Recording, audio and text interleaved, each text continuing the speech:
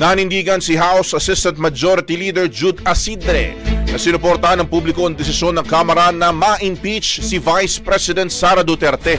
Yan po yung reaksyon ho niya sa pahayag ni Alyansa para sa Bagong Pilipinas Campaign Manager Toby Chanco na may kinalaman daw yung impeachment sa pagkatalo ng kalahati ho ng pambato ng administrasyon sa senatorial elections.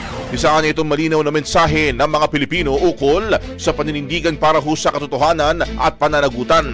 Anya, nanalo ang 100 mula sa 115 kongresista sa iba't ibang distrito na pumirma sa impeachment complaint laban kay VP Sara. Maging sa Mindanao kung saan sinasabing malakas si Duterte ay nagwagi raw ang 36 mula sa 44 na kongresista. Nakatumbas po yan ng 81.81% na winning rate. Punto ni Asidre, ibinabasura ng mga naturang resulta ang naratibo na nagsilbing political liability ang impeachment. Hindi umano masisisi ang pagkatalo ng ilang kandidato sa isang constitutional process na malinaw na nauunawaan at ini-endorso raw ng publiko.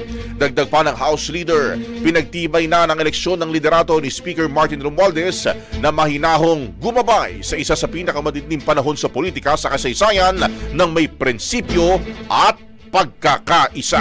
Rapido, kada balita nationwide. Ang bahaging ito ay hatid sa atin ng Guard C Plus with Zinc Capsule. Always protektado ang kalusugan.